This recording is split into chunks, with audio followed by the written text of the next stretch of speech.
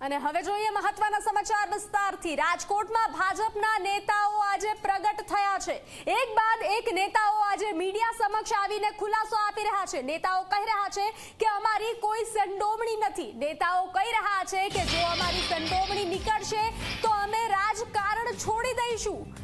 આપને જણાવી દઈએ કે અમે ઝી 24 કલાક પર અમારા કાર્યક્રમ દંગલમાં નેતાઓ સુધી રેલો ક્યારે આવશે તે મુદ્દો પણ ઉઠાવ્યો હતો।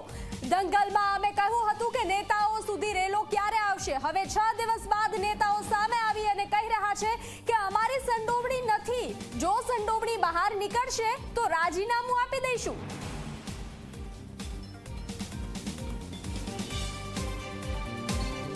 તો જે રીતે રાજકોટ અગ્નિકાંડને લઈ એક બાદ એક નેતાઓ સામે આવી રહ્યા છે। રાજકોટમાં ભાજપના નેતાઓ આજે પ્રગટ થયા છે।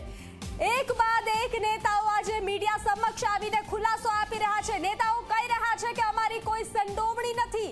નેતાઓ કહી રહ્યા છે કે જો અમારી સંડોવણી નીકળશે તો અમે રાજકારણ છોડી દઈશું। હવે આપને જણાવી દઈએ કે અમે ઝી 24 કલાક પર અમારા કાર્યક્રમ દંગલમાં નેતાઓ સુધી રેલો ક્યારે આવશે તે મુદ્દો પણ ઉઠાવ્યો હતો। દંગલમાં અમે કહ્યું હતું કે નેતાઓ સુધી રેલો ક્યારે આવશે। હવે 6 દિવસ બાદ નેતાઓ સામે આવી અને કહી રહ્યા છે કે અમારી સંડોવણી નથી અને જો અમારી સંડોવણી બહાર નીકળશે તો અમે રાજીનામું આપી દઈશું।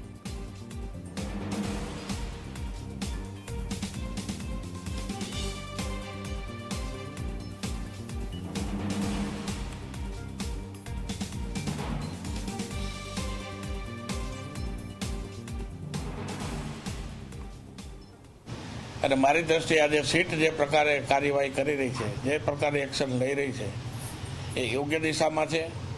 અને આવતા દિવસોમાં જે કોઈ એમાં આવશે એને સરકાર પણ છોડશે નહીં એવા મક્કમ નિર્ધાર સાથે આ સીટની રચના થઈ છે ને સીટ એ રીતે કામ કરી રહી છે। ન બનવી જોઈએ એ પ્રકારની ઘટના બની છે અને આવી ઘટનાઓ ફરીવાર ન બને એના માટે સરકાર યોગ્ય દિશામાં આગળ વધી રહી છે અને આગામી દિવસોમાં એના સારા પરિણામો પણ આવશે એવું મને ચોક્કસ લાગે।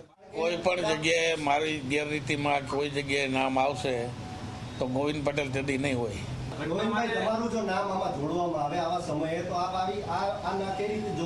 કોઈ પણ જગ્યાએ મારી ગેરરીતિમાં કોઈ જગ્યાએ નામ આવશે તો ગોવિંદ પટેલ તેદી નહીં હોય। જો ભાનુબેનનું નામ હશે તો ભાનુબેન શું કરશે? હું જાહેર જીવન છોડી દઈશ ભાઈ। હું જાહેર જીવન છોડી દઈશ ભાઈ। આવી દુર્ઘટનામાં કોઈ પણ ગુનેગાર હોય ને, કોઈ પણ ગુનેગાર એને છોડવા ન જોઈએ। અને સીટ એટલે તમે સમજી શકો છો કે સીટ શું કહેવાય। અને મુખ્યમંત્રી શ્રી પણ એ જ દિશામાં કામ કરી રહ્યા છે કે કોઈ પણ ગુનેગાર હોય ને એને છોડવામાં નહીં આવે। હું મારી વાત કરું છું। મારું નામ જ્યારે આવ્યું છે ત્યારે મારું નામ એમાં કોઈ લખ્યું છે, સ્વાભાવિક રીતે મારું લખે કે અબકડ ગમે એનું લખે, પણ મારું એમાં કોઈ સાબિત થાય તો હું તમારી સમક્ષ કહું છું કે હું મારું જાહેર જીવન છોડી દઈશ। હું બહુ સ્પષ્ટ તમને કહી ચૂક્યો છું કે કદાચ આમાં મારું નામ આવે તોય મારી પણ તૈયારી છે કે ફક્ત રાજકારણ મૂકી દઉં નહીં, મારા ઉપર પણ કાયદેસરના પગલાં ભરાવા જોઈએ। અને એમાં કોઈ પણ અમારા કોર્પોરેટર હોય કે કોઈ પણ નેતા હોય એને કોઈને પણ આમાં છોડવા ન જોઈએ। આના માટે દાખલારૂપ સજા મળે કે જે રાજકોટ, ગુજરાત જ નહીં સમગ્ર હિન્દુસ્તાનમાં એક દાખલારૂપ સજા બને અને આ પ્રકારના બનાવ ભવિષ્યમાં ના બને એ પ્રકારની આખી વ્યવસ્થા બને